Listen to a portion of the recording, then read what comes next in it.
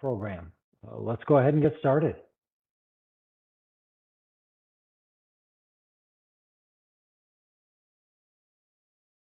I'm Clay Deckert, an incentives analyst at the Oregon Department of Energy. I'm also joined by Christy Splitt from our strategic engagement team and other folks that'll stay in the background from our ODO team to help answer questions and help run the webinar as well. We opened this first round of funding on March 15th, making almost $19 million of federal funding available to Oregon's electric utilities for grid resilience projects. If you are with an electric utility, hopefully you've had time to review the information and documents and start an application. If you are a utility customer interested in following this program, we're glad you're here, and we encourage you to engage with your utility to be part of the process.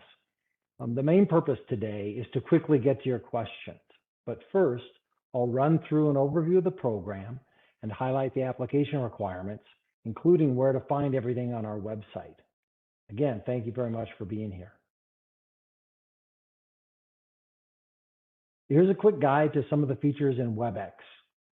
Attendees are off camera and muted, but our host will be able to unmute you for questions. On the right-hand side of your screen, in the participants panel, you can click near your name to raise your hand. There's also a hand icon at the bottom of the WebEx window in the reactions bar. Click that hand to indicate you'd like to ask a question. And feel free to use the chat function to ask questions. Please send your chats to all panelists or to everyone so that all of the ODO staff can see it and help with responses. If you joined from a phone, press *6 to raise your hand. We should be able to unmute you from our end, but in case that doesn't work and you're on a phone, then we'll try *3. But hopefully between Patricia, our host's help, and you on the phone, we'll be able to do that.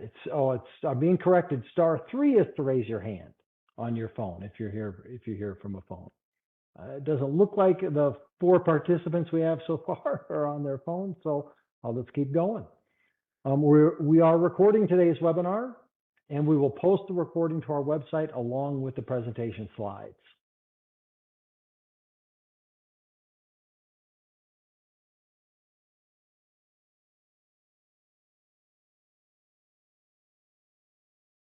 Again, please put questions into the chat at any time, but please wait to speak until I finish this summary. I promise I will make it quick, and we'll get to question and answers for the majority of our time. Christy. Yeah, before you get going to start with your presentation, or quick presentation, I should say, I think it'd be nice if folks could introduce themselves in the chat with what organization or utility they're with, just so we know who we're talking to. Okay, great. Thank you.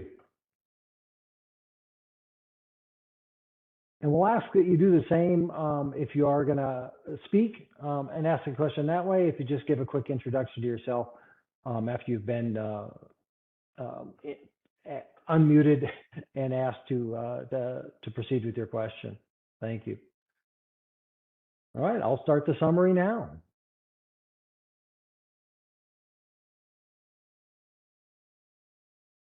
This program is funded under the Infrastructure Investment and Jobs Act, also known as the Bipartisan Infrastructure Law, and will include 5 years of funding.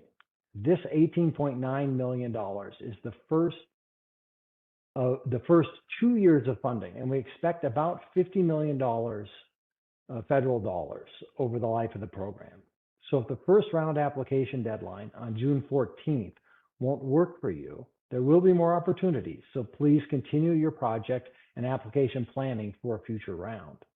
We've set aside 40% of the funds for projects from small utilities, defining those as selling 4 million or less megawatt hours annually.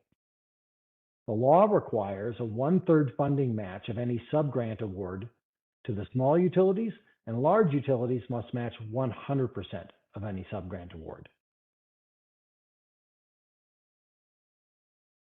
All of the application documents have been posted on our website since March 15th. So hopefully you've had time to start and are here today with questions about those documents and other aspects of the process. Our application submission portal is still being developed, but is not needed to start your application. The portal will simply be a place to upload your completed application documents and to lock in your submission with a digital signature before the deadline. After the deadline on June 14th, we will start the application review and selection process. We plan to notify selected utilities in early October.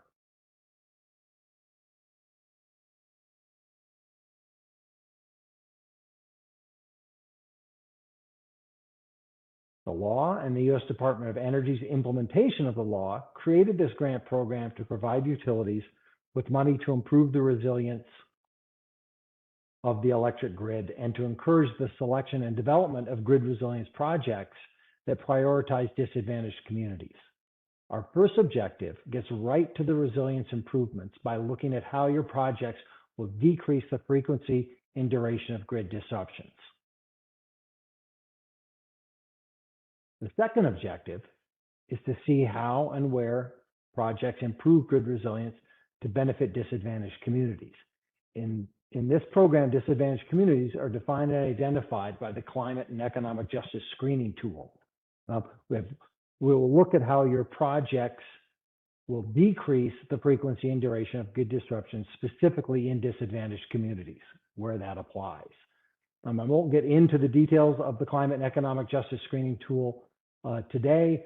That's the links and stuff are available on the website, along with a lot of documentation around that program, the Justice 40 program, and everything related to that, and the climate tool. But we're here to answer questions around that today too. And then our third objective is to select projects that maximize community benefits overall. So we'll look at your community engagement and any workforce support and development aspects of your projects. Will your project reduce the use of fossil fuel generators? We will also look for project measures that support emergency preparedness and emergency operations. And we'll also consider project diversity in geography, technologies, and scope, as well as the type and size of the utilities for the applications that we receive in the first round.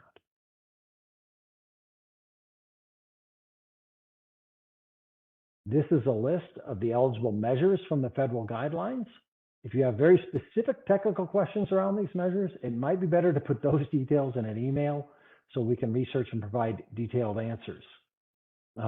The main point to make about the eligible activities is the scope of the project using one or more of the listed activities should reduce the frequency and duration of disruptive events.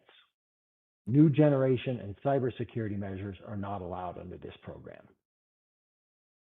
I mean, they're allowed, but they're not eligible for funding or for grant funds. Now I'll quickly discuss some application details. Here's the homepage for the Oregon Department of Energy. The first column on the left lists our incentive and efficiency programs. And here you'll find a link to get to the Grid Resilience Grant Program page. Handy little red arrow to show the way. On the other website, or one other website navigation tip, the blue banner at the top stays with every page on the ODO website. So as you move around the website, you should always see this blue banner and see these menu choices at the top, including incentives. When you select the incentives menu choice at the top, you get a drop-down list of links to all of the incentives programs, just like on that column that I previously showed you, including another link or another way to get to the Grid Resilience Grant Program.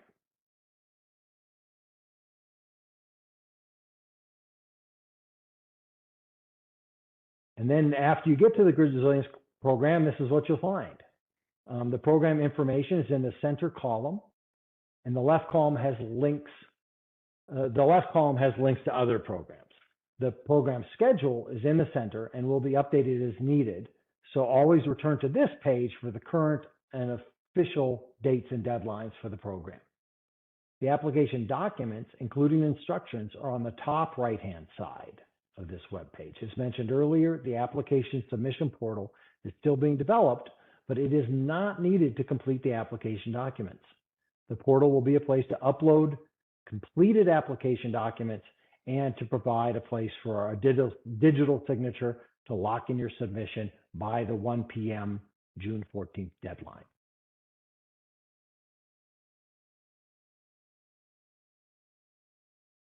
So on that right-hand side of the web page, this is you'll find all of these documents linked. And so here's a list of them again, just so they're easier to read. They're all available on that right side of the website. The exception is there is no template for the GRIP letter. GRIP refers to the Grid Resilience and Innovation Partnerships Program, also from the IIJA. That was a program where utilities and other entities could apply directly to the U.S. Department of Energy for very similar funding. But it's in a different section of the law, also referred to, or the section number is 40101C, and sometimes the whole program is referred to that, 40101C, just like our program is often referred to as 40101D, because that's the section in the law that derives the program. If your utility has applied for funding under the GRIP program, a letter is required giving a summary description of the project for review by the U.S. Department of Energy. And just another reminder and a reference back to the schedule, even after we have selected the projects we would like to put forward, we have to submit all of those project details to the U.S. Department of Energy for their final approval before we can proceed with a performance agreement. And that's referenced back on the schedule, but I just wanted to mention that again here. And that's it. That's the whole summary. So we can get to your questions now. I'm taking a look around for either raised hands if you want to come off mute and ask a question, or also looking in the chat for any questions we have so far. So far, no hands up and no chats. Hey, yeah, that's what I'm seeing as well, Christy. We sit here in awkward silence. We'll get them. Here, we got a question. So are projects that integrate existing renewable generation into a microgrid with battery storage eligible for the program? Yes, is the short answer. The devil's always in the details. And so we'd have to take a look at that. It would also have to be a microgrid designed specifically to support the resilience and reduce the effects of grid disruption. So as long as that was built into the design and planning of it, what's not allowed is new generation. So if it's a microgrid where the resilience generation is from solar, the solar aspects of that are not eligible funding, but aspects of the microgrid would be. Great. The next question is, could you please repeat what is not allowed that you mentioned previously? So I don't know if it's easier to just go back to the slide. Thanks, Joshua. Glad we can answer. I'd like to put up the eligible. Whoops, there we are. And what's not allowed is cybersecurity measures and new generation of electricity. Just those two things. We can just maybe just leave this up for a sec. The other thing that's discouraged but not specifically disallowed are routine maintenance. And that can be a little bit subjective, so we'll sort of address that project by project, detail by detail. And I want to point out that I got that information from the U.S. Department of Energy's frequently asked questions website or document that's on the federal website link. And Emily just included a link to the FAQ in the chat for those of you interested. Next question, Joshua and Lisa, thank you for the questions so far. This is from Brenda. If we have applied for GRIP in the past with different project scopes, is the letter still required? I believe they still want the letter so they can confirm that the scopes don't apply and they have some background information so they can go look up your GRIP application. Our directions are anybody who has a GRIP project should give us the letter just so that the U.S. Department of Energy can deconflict it. Great. Thanks, Clay. And if anybody has joined the call and hasn't yet introduced themselves in the chat, please do. I know we had some folks join a little bit late, which is great. We're so glad you're here. And then Tegan has a question. If our utility is a subrecipient under another organization's GRIP grant, but not the direct applicant or recipient, what are the GRIP letter requirements? I would assume we still have to put the letter in.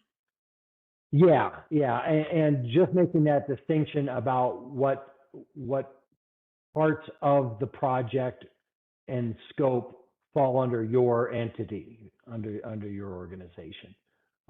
And then again, we'll have a period we'll be able to go back and forth with our project officer at the U.S. Department of Energy to get anything like that sorted out if it comes up. Great. And then last for now is Janine. What is the period of performance for this round of funding? They have some concerns about supply chain delays for certain equipment. Right. Yeah, I've heard some other national chatter about the reclosers and other equipment in the shortfalls. But our period will be in like April 2028 will be the end of the period in any performance agreements we sign to start. But there are a few ways to extend projects beyond that. But for now, what we're going to go with is April of 2028 for the end of the performance period. And of course, the concerns or the things that come up with supply chain would end up being, in most cases, a legitimate reason for a no-cost extension to a performance agreement from what we're seeing so far. Great. Well, we'll just sit here until you have more questions for us. And if the silence gets to be more than a couple of minutes, I think we'll move on, I suppose. Yeah, and I'll just say if you're thinking about a question but don't want to do it now, please, I'll put up my phone number and my email at the end before we say goodbye. But please email or call anytime, and I can set up other technical experts so we can have a one-on-one meeting or just answer questions by email. That's fine too. However you guys want to get in touch, just don't hesitate to do so. Don't wait till the deadline. I'm available and ready to take your questions at any time.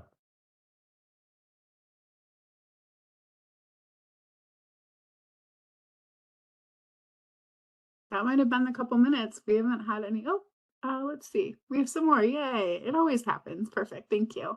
Janine, thank you. Can you speak to the public engagement expectations for projects? Okay, sure.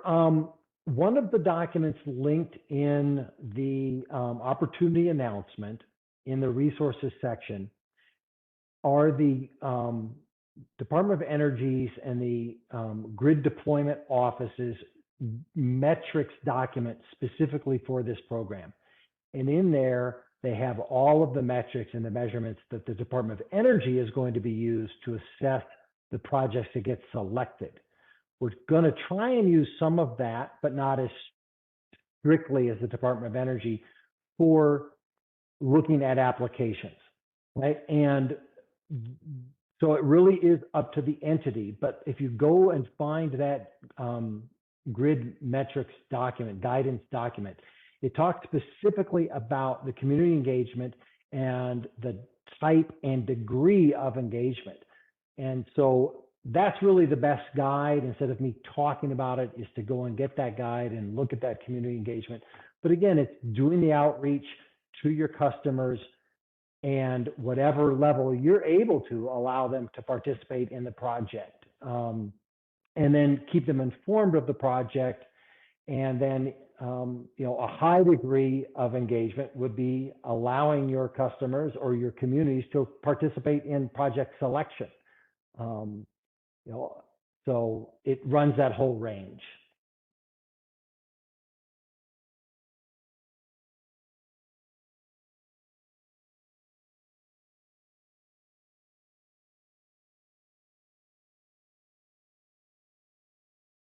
I'm going to jump right to Lisa's question. The question is, can the application include equipment and or off-road vehicles required to support getting the projects done? Yes. I mean, that would fall under, let's see. I guess that would, it would sort of fall under the hardening of facilities, substations, and others, or prevention systems, monitoring control, or utility pole management. It could fall under that. It's a little bit subjective, but our understanding is that type of equipment that allows you to get your grid back in service faster, that's reducing the duration of grid disruptions. And so increased equipment, increased parts is also an eligible cost from the other things that we've read or heard from the Department of Energy, because anything that reduces your downtime is a grid resilience measure. Great.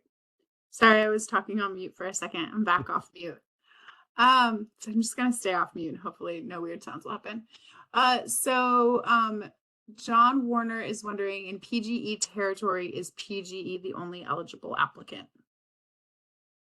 I think so. I guess, yeah, I can't imagine the project that you're talking about, John. So, the utility, if they're the transmission utility, it's PG&E territory and it's their distribution network, their customers, I would expect a PGE project. I'm not sure if that's getting to your question. Well, utilities are the eligible applicants. So yeah, I suppose there could be like a world in which like another utility decided to put a project like on the border into PGE territory or something that serves their need because if that's where the land is or something. I don't know. Right. Yeah. If you have a specific idea, John, go ahead and email me and we can research it. Great. Yeah, John will have Clay's email address at the end. And then Tegan is pointing out the application portal is not open and asking if there's anything we can expect to be in there that's not currently available. And I think the answer to that is you have everything you need. And when the portal is open, you should be able to just cut and paste things in, right? Is that the plan, Clay? Exactly. It's basically a Dropbox where you'll upload all of the documents. And then there'll be a series of like attestations or certifications that you are a person authorized to submit the application. There'll be a place for an electronic signature. It really is just a way for us to have a portal where we can have an auditable deadline and not have any confusion about when the submissions came in or any submissions possibly coming in after the deadline.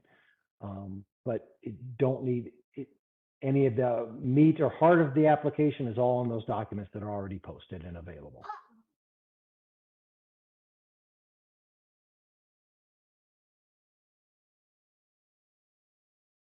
Hi, so I'm going to go to Lisa's question because it relates to the portal, and then I'll go back to Joshua's question. So Lisa's just asking when the portal will open. I believe that's as soon as possible.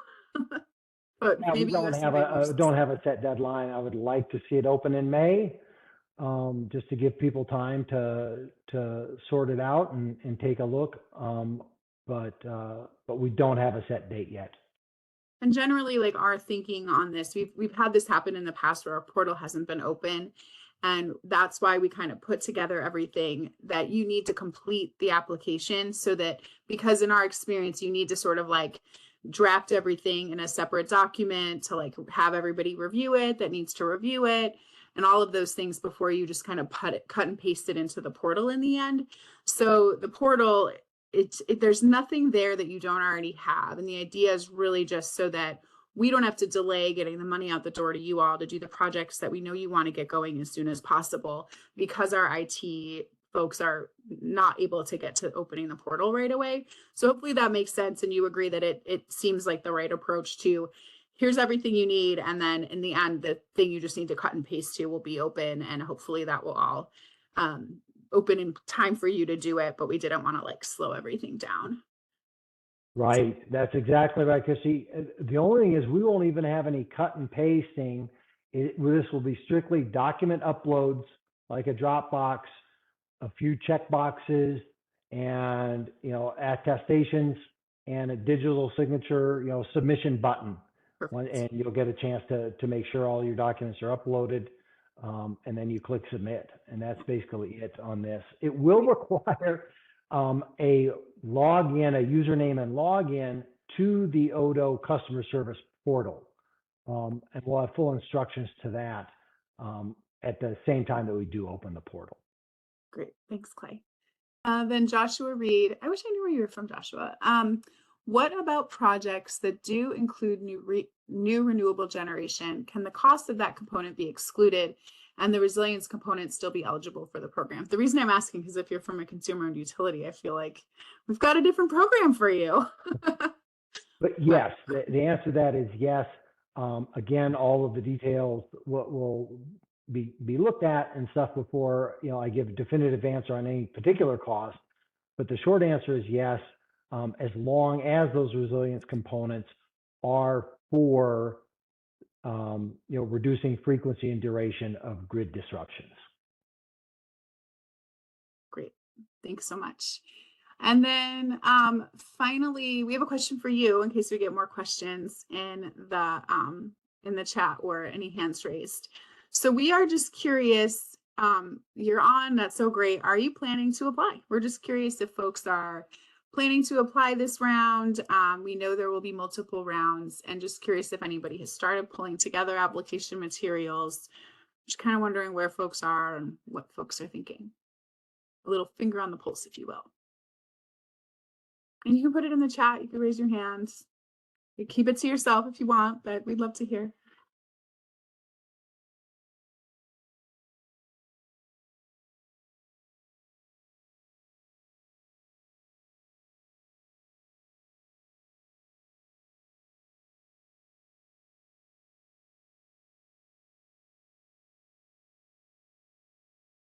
Great, Tegan. Great to hear. Idaho Power, great. Hope that, yeah, we know how capacity issues go too. So good luck on that, Lisa. Good. Well, we're glad some people are thinking of applying, and it's a competitive application process. So, I guess for the first one, if we don't have so many, maybe. Great, OTEC and PGE planning to apply. That's potentially with Tigard. Cool. Great. Well, we'll plan on sticking around and see what other questions come up. We can sit here in awkward silence all day, but at some point we might just say, we'll let everyone go. And then usually a couple people stick around and ask us questions one-on-one, which is totally fine too. For those that are done and take off, even though we're going to stick around for a little while, thank you very much for coming. We appreciate the time and your interest in this program.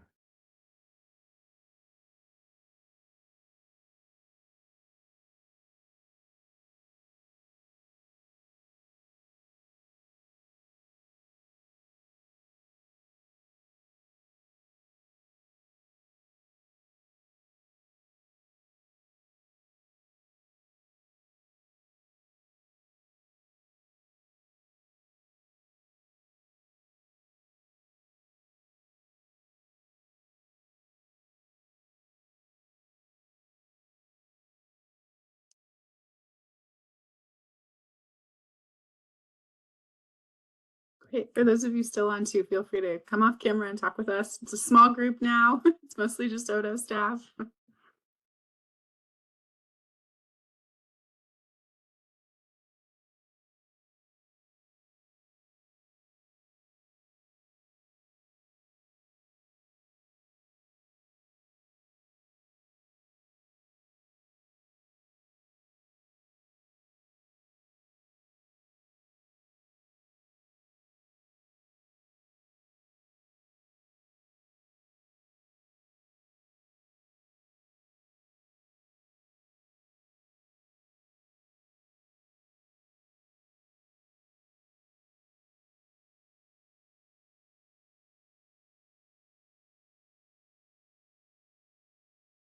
All right, Clay, we can probably call it if you want, in my experience.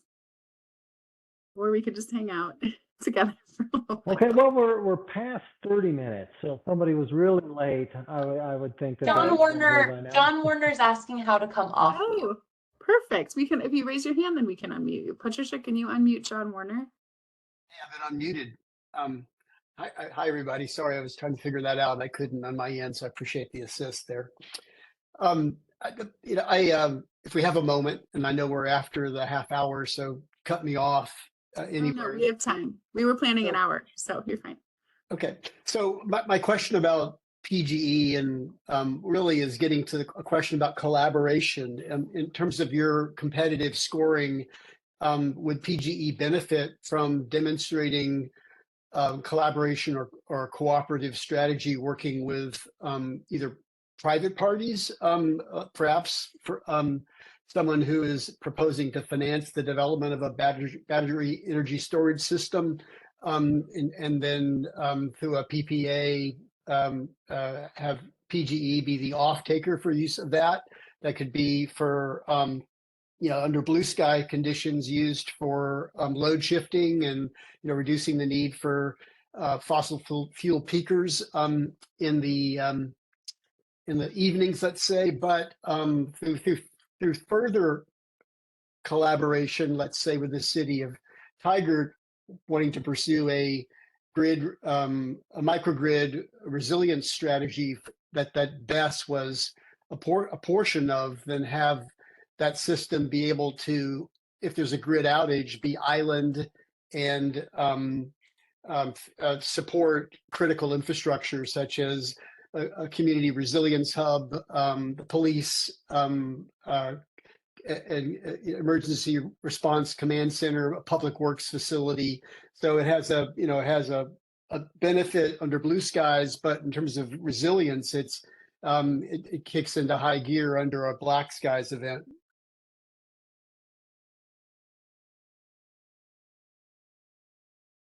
Okay, so yes, this is the short answer. I mean, what I'm imagining is it would be a PGE project, PGE application, because they're the utility. They would be,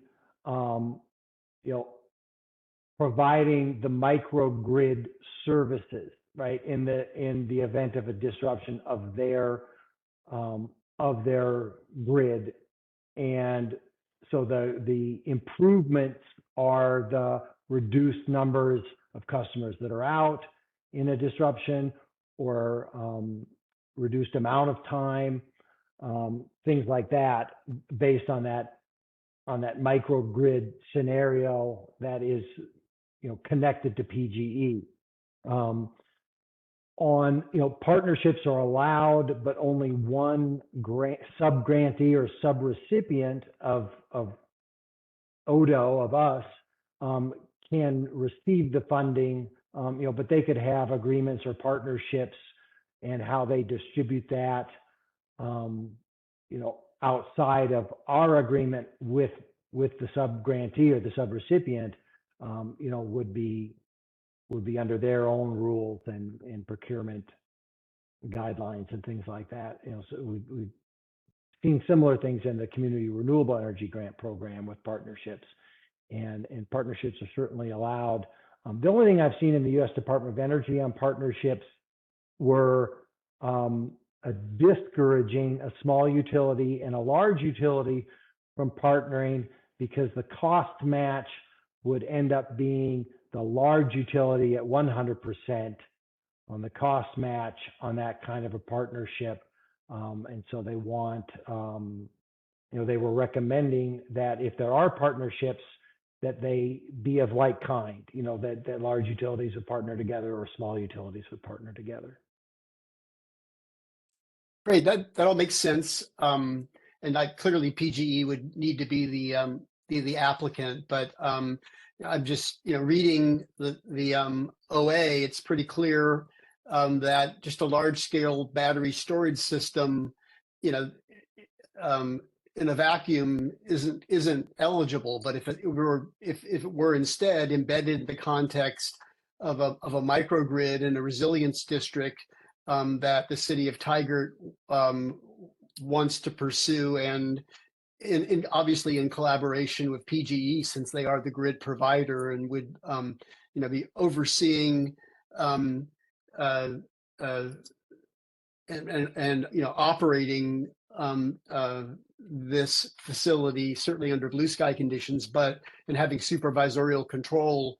But under a black sky event, I mean, there need to be delegated or some kind of autonomous control for the microgrid, so it could run in island mode and support the critical community facilities in within the resilience district, such as that public works, police facilities, resilience hub, out of which the community emergency response team could be operating, as well as other loads that are within the island district. But those would be the key ones from the perspective of assuring that structures or facilities that are essential to the public welfare and that energy dependent critical public services have continuity under a grid outage scenario.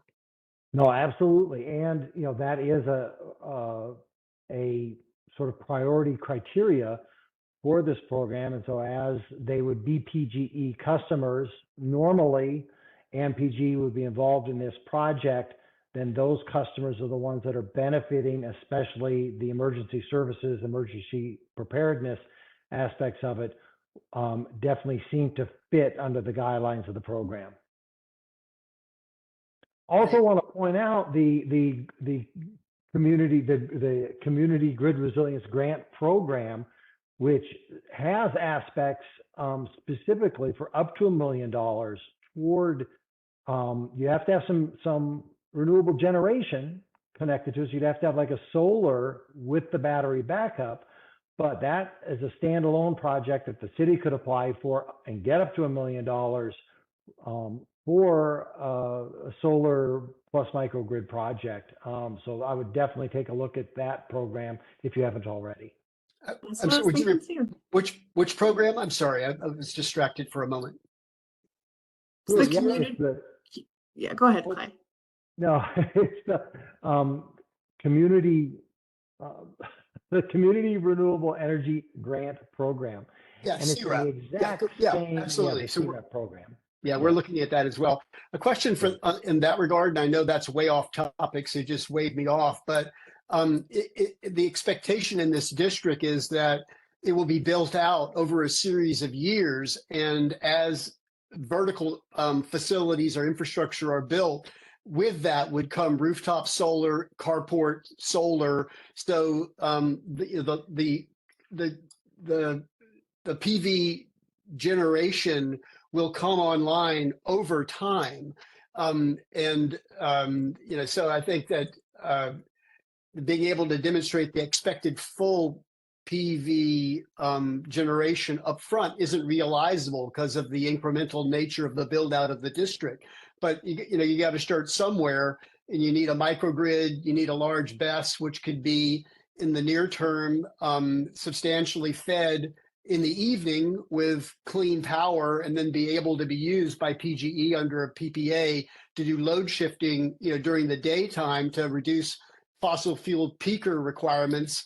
And then, but under a black skies event, it islands whatever powers in the batteries available to feed the critical infrastructure within the resilience district. And then over time, I'm talking about within a 3 to 5 year period, as projects within the district are built, like the public works facility, the police facility, a market rate apartment building, retrofitting an affordable housing project with solar, that we would incrementally be adding up to 3.5 megawatts of solar PV that could also be feeding the battery and could supply it with power in an island mode. But the solar generation will come on over time incrementally and won't be able to be there up front day one. So when you want to move forward. One thing you could consider, and I'm sorry for interrupting, but one thing you could consider is the planning grant part of CREP to sort of flesh out the things that you've just talked about here today and get some funding to to apply toward the planning of this project that you seem to have a really good idea of now. And then also consider, altering the project around the requirements of this grant, because, again, it could be up to a $3 million. And if you had different projects, different buildings can be different projects, even though in your mind they're phases of a project. For the life of CREP, those could be separate projects because they're probably going to be behind separate meters on different buildings. And so the other thing I was going to recommend is that, in the beginning, maybe you can do one public building, gets rooftop solar, then you do have your generation going with the battery backup and the microgrid right from the beginning. That could be something maybe you could consider to have, one building, one public building, get rooftop solar, so you do meet the generation requirement. So I'm going to that makes because we're sense. talking, I'm John, you should really be talking to our staff for the CREP program, probably about it. It sounds like maybe. Yeah. And we currently have that application open. It closes on May 10th. I know we are, and we're working on a planning grant application under CREP now, but I couldn't resist the temptation in response to, one of Clay's comments to wander into CREP territory. So I beg your indulgence in that regard, and I'm happy to stop now. And there are open hours available with CREP staff. So we probably got your email address, but maybe if you pop it in the chat, we can make sure you get those, and then you could talk about this with Jason Knaus and team over there. Yeah, I've attended one of those open hours, and have it on my calendar to do so going forward. So yeah, I can continue this conversation with them. So thanks again for. I really was trying to focus on the grid resilience question, but it does have some overlap, as I think we discovered in this conversation. Yeah. And I don't know. I mean, I would guess that PG might already have ideas of what they're planning to do with this funding for this round. So definitely get talking to them. We have been. I just wanted to assess whether or not they are advantaged through this collaboration in terms of being more competitive in their application, or not. That was really a critical question I had. Great. Well, thanks so much for the time. We really appreciate you sticking around and getting deep on a project with us. Fun. Sounds really cool. I live near enough Tiger that it would probably benefit me too. So. Great. All right. Thanks, guys. See ya. Have a good night. Have a good afternoon, John.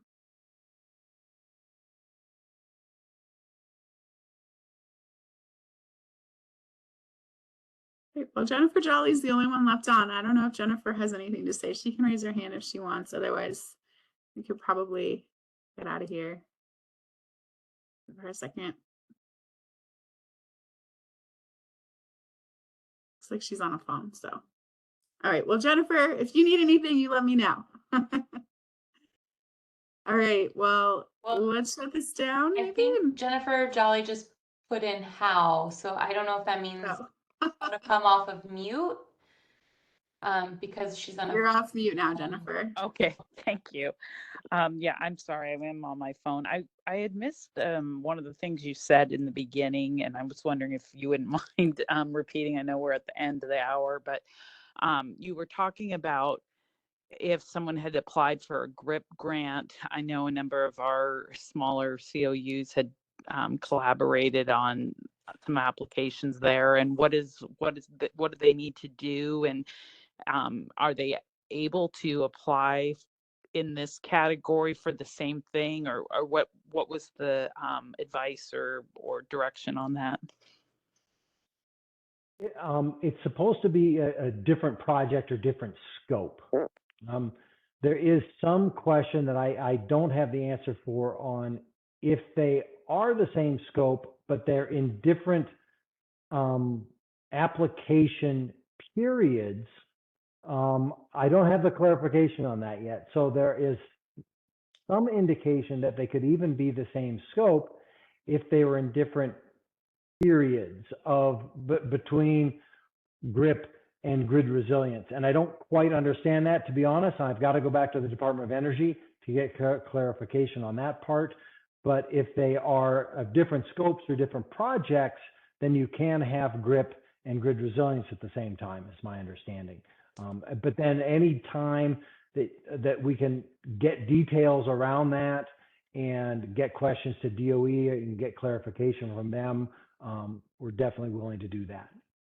So for example, if they had only done a portion of an undergrounding project through the GRIP grant, presumably they could continue to go more underground or longer length through this program, or I guess when you're saying a different project, I guess I'm questioning what does that mean? No, I mean that sounds to me too like that passes the common sense to my thinking that Okay. you know GRIP covered a certain amount, and we want to continue with the undergrounding in it. You know, even if it's on the same line, it's a different project because it's it's Okay. further down the line. Okay.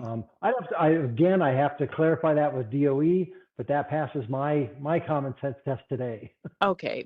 So just it doesn't necessarily have to be a different different type of project, different type of hardening project. It could be the same types of projects, just maybe in a different location or something like that. That's my understanding. Yes. Okay. Yep. Okay, great. Well, thank you so much. Appreciate it. You're very welcome. Thanks for calling in. Okay.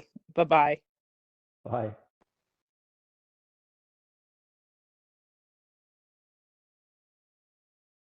All right. Thank you all so much. I appreciate your time. And we will end it there.